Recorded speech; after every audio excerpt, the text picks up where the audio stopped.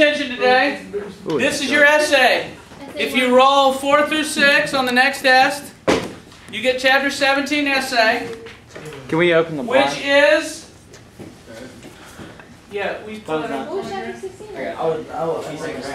Huh?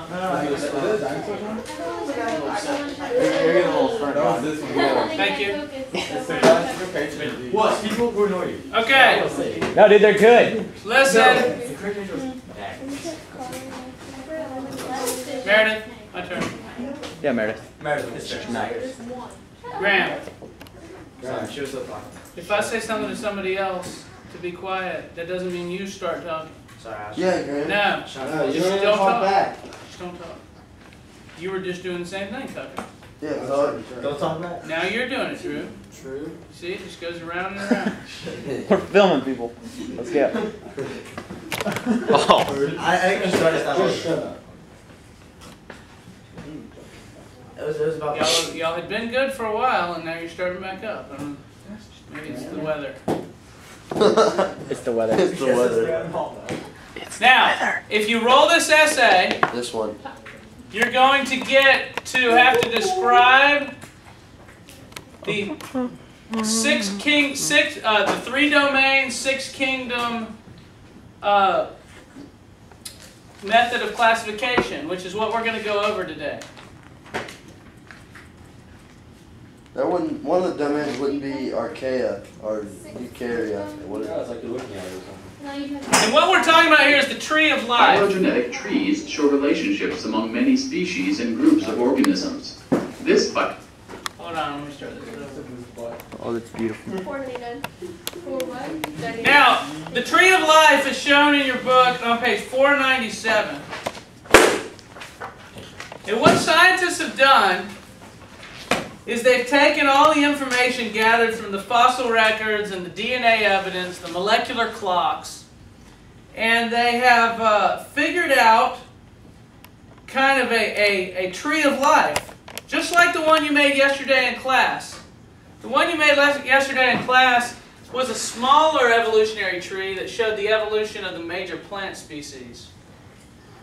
But the evolution of all life forms are covered on page 497 and show the different groups. And this is what you have to write about if you get this essay. And here's kind of a summary, and then I'll go over each group in detail. Phylogenetic trees show relationships among many species and groups of organisms. This phylogenetic tree shows the main branches in the tree of life. Notice that all of the branches are connected at the trunk, which is labeled common ancestor. 3 domains branch off the common ancestor. Domain bacteria contains one-celled organisms that contain peptidoglycan in their cell walls. Examples are bacteria and cyanobacteria. Domain archaea are prokaryotes that do not contain peptidoglycan. Organisms in this domain are commonly called Archaebacteria. Domain eukarya branches into 4 kingdoms. Kingdom Protista contains unicellular and multicellular organisms. Examples are slime mold, algae, and amoeba. Kingdom Fungi contains mostly multicellular organisms that lack motility. An example is a mushroom. Kingdom Plantae contains organisms that are multicellular and have cell wall composed of cellulose. Flowers are members of the Kingdom Plantae. Kingdom Animalia contains multicellular organisms that do not have cell walls. A squirrel is an animal. Awesome. Okay, so to summarize what they're saying is there are 3 domains. Domain bacteria. Domain bacteria, and what we're gonna do, the rest of the book is organized based on this tree. We're gonna spend a chapter studying bacteria. There's domain Archaea. Eukarya. And then there's domain Eukarya. Bro, Archaea is R after the A. Oops. Thank you. Archaea. Yeah, that's right. Now, domain Eukarya has 4 kingdoms that we'll study. Kingdom. Protista. Protista, we spent one chapter on protists. Fungi. Fungi, we spent one chapter on those. Fungi. Plantae, we spent 5 chapters on those. Animalia. Animalia. Animalia, we spent 15 chapters on those. 15 chapters. Something like that, I don't know. It's a lot. There ain't even Wait, so 15 is more. our essay? That's the rest of your book. Hold on, is it this thing? Is our essay? This. Thing is called. Yeah, that's a summary. The thing. That's a summary. So let's talk about each of these in detail. In a little bit of detail now. Oh, by the way, that's the original drawing of the tree of life. Listen. Again, all living things share in common that they're made of cells, that they have cell membranes, that they use DNA, that they use ribosomes. And so we think all living things came from the first original cells that evolved and branched into all the different living things today. So it's represented as a tree with branches. And each branch is, where it branches off and goes out, is an example of an adaptive radiation that we studied. Like the example the video showed were the cats, remember? The cats branch off, and now there's a whole bunch of different types of cats that all came from this original cat, which came from something else, eventually going all the way back to the original cells over 4.5 billion years ago. Or no, 3.9 billion years ago. So these are the first organisms that we will study. The first living things, they're called bacteria, domain bacteria. The ones on the left are bacteria that are heterotrophs. Heterotrophs have to eat other things. And the ones on the right are bacteria that are photosynthetic, meaning they make their own food. So we call these cyanobacteria. And we're going to take a look at these in the lab. These are coliform bacteria. Have you ever heard of E. coli? Solid. Yeah, I have. Bacteria that are found in your intestines. Isn't E. coli like a disease? We're going to look at these under the microscope. Bacteria. It's found in your intestines, and it can cause disease. Aren't those Yeah. cough drops? Uncooked hamburger meat. Cyanobacteria. It's a C, E. it starts with a coli. C. Uncooked hamburger meat. Yeah, it's E. coli. You're a little late. Cyanobacteria. Ellen Grace? Yeah. Thank you. Look at that stud. How about the online virtual lab? Let's see it, Right bro. here. Yeah, go back. Do it. Whoa. Right there. It's like the lab is virtual.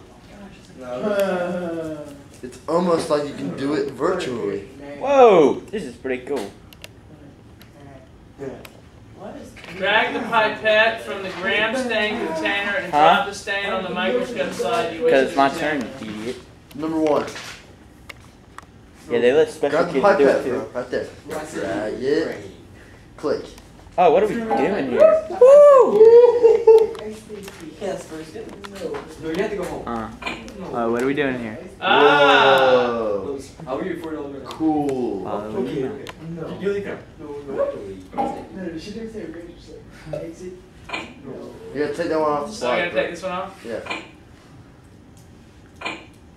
Oh, they're flowers. This No, is they're bacteria. Oh.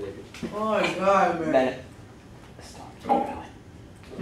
Good Look, look, Good look. line. Good line. Look. Interesting. Hold it. Look at the trees It's over like there. doing a lab on the computer. Where was that tree just fell? You know, we have a Storm warning. Storm warning. Storm warning. a lab tomorrow. Do y'all know that? Oh, I didn't. I'm interested. Whoa, tornado. Again. Shaking. Earthquake. Earthquake.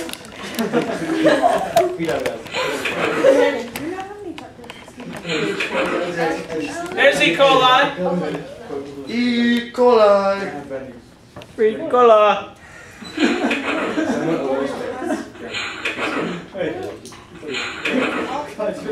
Okay, yeah. This reminds me of like those. That's what I was doing. Tornado. Oh, God. Alright, let's get out of there. Okay, What's your listen name? up. Thank you. The bacteria all have something in common. They have a cell wall made of Plasma membrane. Peptidoglycan. Now, peptidoglycan is a special molecule that has both sugars and amino acids in it. And the outside of all bacteria have that. So we think that they're off the same branch off the tree of life. This peptidoglycan cell wall evolved, and all of these members of this group have it. I have a question. So they're their own domain. They're very different from anything else. Yes? How come Ernest Hackle's tree has a lot more stuff in it? Has more stuff on it? Like, his tree is a lot more complicated than the tree you showed us. Because he's taking into account, I mean, the real tree of life would have 30 million different species on it. So, you can, No way. the one they show in your book is just very basic, yeah. Yeah, and this one, his is more complex.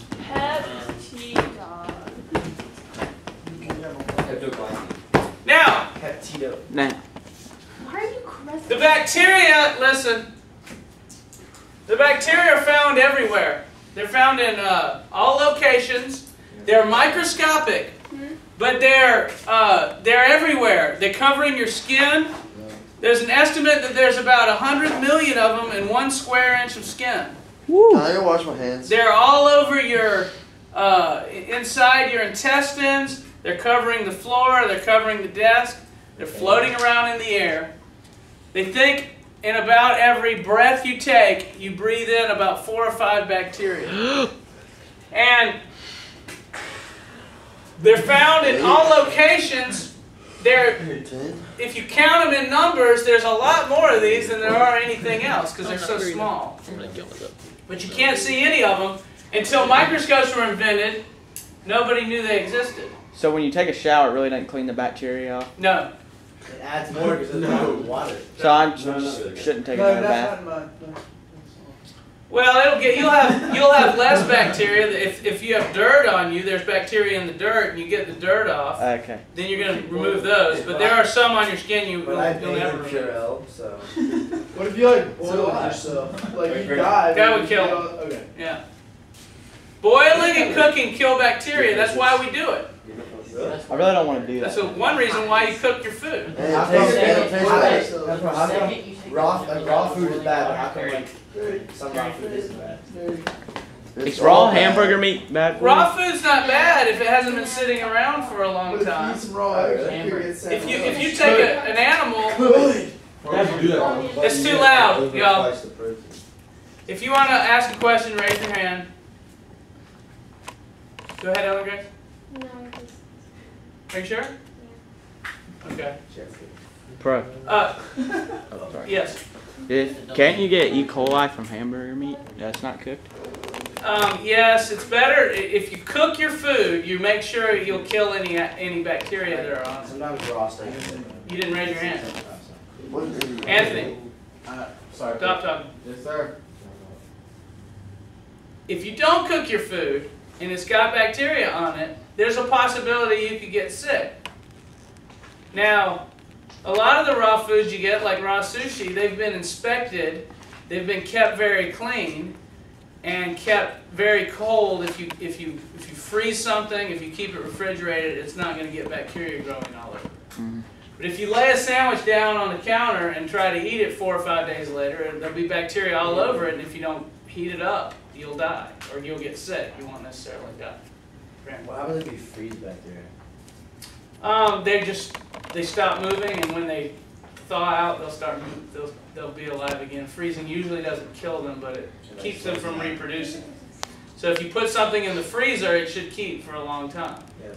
Yeah. But if you if you get like a meat that doesn't have any bacteria on it and you put it in the freezer, it won't get any bacteria on it, will it? No. I mean, if the bacteria that, if you have a piece of meat, there'll be some bacteria on it. I mean, they fall from the air and land on it. But they're not going to multiply in the freezer. That's why you have refrigeration and freezing to keep the bacteria from multiplying. You can keep your food cold. Your body, your digestive system will kill most bacteria because it's acidic. That's why you can't drink. The acids in your digestive system kill the bacteria.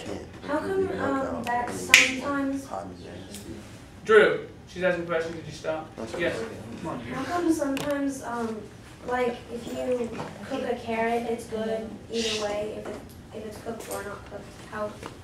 Because like if you eat steak and it's not cooked, it doesn't taste good. But for a carrot, if you don't cook it or cook it, it tastes better. Well, carrots, plants have very hard cell walls that need to be cooked to break down the cell walls to make them, to make you be able to eat them. So that's why you cook plants, is to loosen up the cell walls, or it'll be too hard to eat. Like a raw carrot, you can't. So it doesn't taste good. It's hard to break down. But meats don't work that way. And some people prefer meat uncooked or rare, barely cooked, because they think it has more taste. So it just depends on your taste. Yeah. Well done. Why can you eat Well done. tartare but you can't eat chicken? What is tartare? Like raw. You mean tartar? Meat. Raw hamburger meat? Yeah.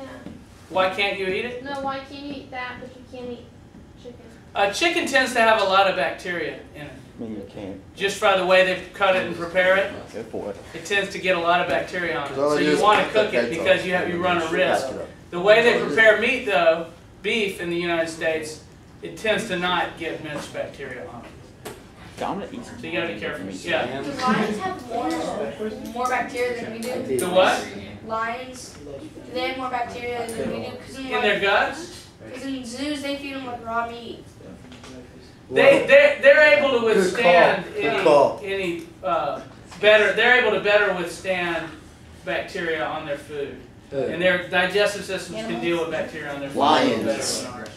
Yes. Not Is just that why me. water gets stagnant? Is that why what? Why water gets stagnant?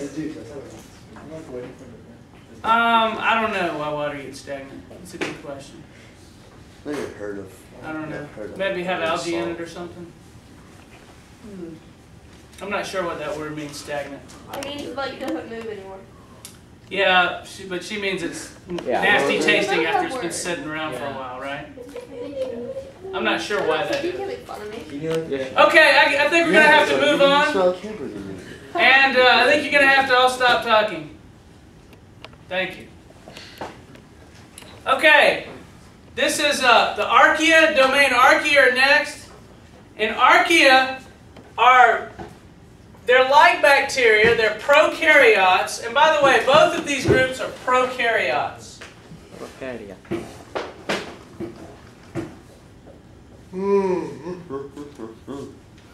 Prokaryotic means doesn't have a nucleus. The cells don't have a nucleus. There's not a membrane surrounding the DNA. So these are both prokaryotic cells. And the Archaea are found in inhospitable places.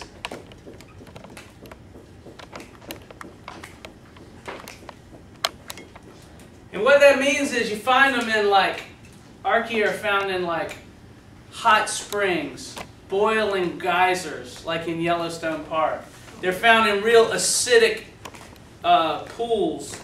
They're found in mud that has no oxygen. Sulfur water. They're found in the gut of cattle where there's no oxygen.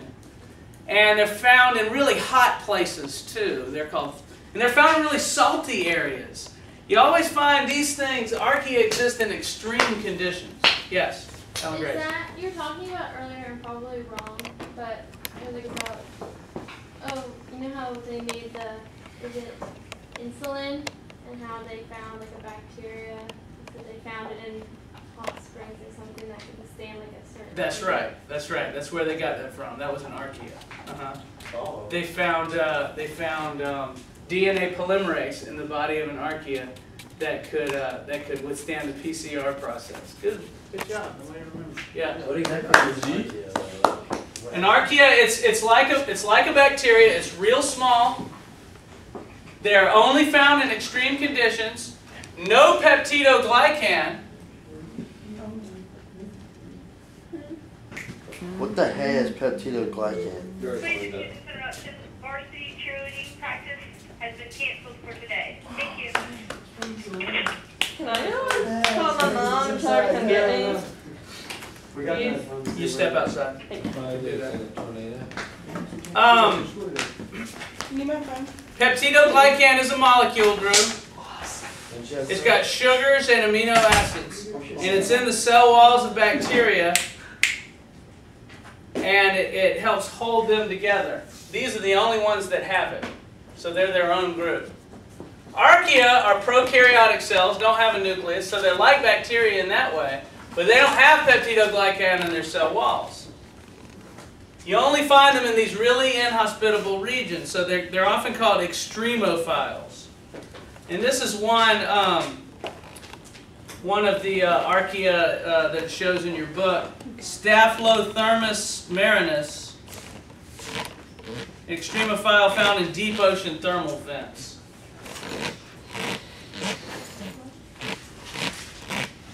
Okay. Then all the rest of these domain eukarya, they're eukaryotic cells. They have a nucleus. Some of them do have cell walls. The ones that have cell walls, like the protists and the plants and the fungi, animals don't have cell walls. But their cell walls are more like the archaea cell walls. So we think the eukaryotes might have evolved from the archaea. And we start with the protists. The protists have three names you're probably familiar with. Algae. You ever heard of algae? Oh, yes. Protozoans. I've heard of that. Heard of that. And slime molds. Yeah. Never heard of slime mold. Right, what's a protozoa? Chancer. Each of these protozoans are protists that have to eat other things. They're animal-like protists. So, like you've heard of an amoeba. An amoeba is a protozoan. It has to eat other things. Isn't it like blue? Algae, there's an amoeba right there. Oh yeah, it is kind of blue. And there's kind of a picture of one. That's just because it's stained that color. It's not actually that color. We're going to look at these under a microscope, and you'll be able to see what they look like. Algae are protists that can do photosynthesis. And you find those growing in a swamp and a pond. Here's some algae right here, kelp. And then there's slime molds. Slime molds are protists that can break down dead organisms. They grow on dead stuff, dead tree branches and leaves that have fallen, and they break it down. Not moss. They're called slime molds. Break down what, bro? They break down dead things. They're decomposers. Slime molds are decomposers. So each of these groups evolved into the three other kingdoms. The plants came from the algae, the animals came from the protozoans, and the fungi came from the slime molds, we think. Is engine sludge a slime mold? Yeah, engine sludge is not slime. It's a good question. Hey, Pro. Yes? What's the definition of a eukaryote? A eukaryote has a nucleus. Has a nucleus. DNA surrounded by a nuclear membrane. Okay, so it wasn't two. That's what. That's just for that.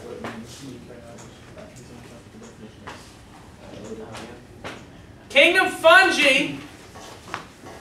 Fungi. They're heterotrophic. Do you know what that means?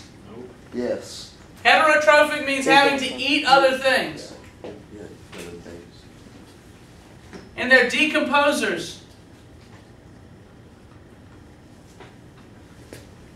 Meaning they break down dead objects tear up their bodies and return them to the molecules that they started with. The most simplest molecules. So, in the like essay, water and carbon dioxide. Yes. Tried to say break down dead stuff. Yes, break down dead stuff. That's decomposers.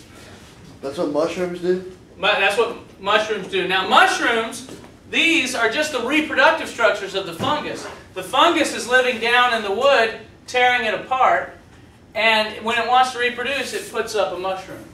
So the mushroom are the reproductive So if there's a structures. mushroom in your yard, does that mean that your There's grass fungus underneath it. So it means your grass is dying? No, no, no. The fungus eats up the grass lives its normal life, and then when the grass dies, the fungus will eat it up. Funguses aren't bad, they just eat that. No, no, funguses aren't bad. They're necessary, or else the woods will be piled up with dead leaves. You need something to break down those dead bodies. And that's what the fungi do. Bodies? The dead bodies of plants. I thought you were talking about you pile bodies in the wood. Like wood chippers. No, plants have bodies too. And so kingdom plants are what we call autotrophic. They make their own food. Make their own food. Very good. It's like we just learned. And they're multicellular. What does multicellular mean? More than one cell. Body consists of more than one cell. There are a few single-celled fungi, and there are a lot of single-celled protists, and all of these are single-celled.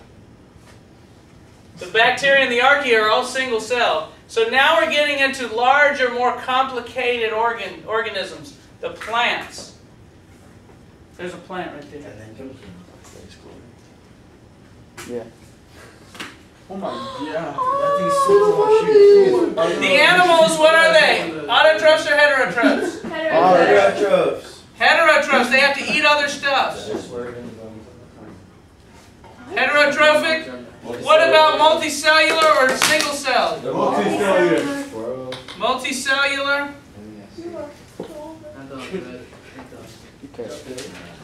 There's a nice little table on page 502 that summarizes.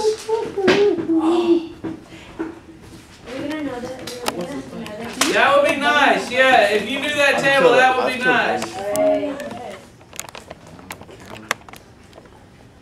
Lost count at 250. I lost count after 7 minutes. I lost count when I made it. So, here's what you do.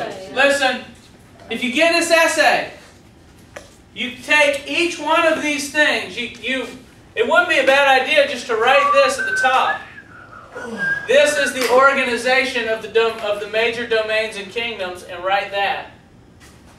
And then a paragraph with about 50 words describing each one of them. There's 1, 2, 3, 4, 5, 6. So much. So if you get 50 words apiece, that's 300 words.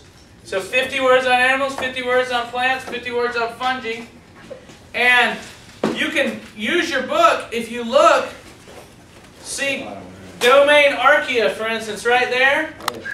You got to write 50 words on Archaea. And there's 300 words on Archaea right there. So just summarize that paragraph for the Archaea. There you go. You see what I'm saying? Right there. Right there. No, you can just talk about domain Archaea and domain bacteria. Domain Archaea has a number of kingdoms, but we don't have to worry about those. Okay? When we study the chapter on bacteria and Archaea, we'll talk about those kingdoms a little bit. Okay? But for this essay, this is all you need. And information about each one.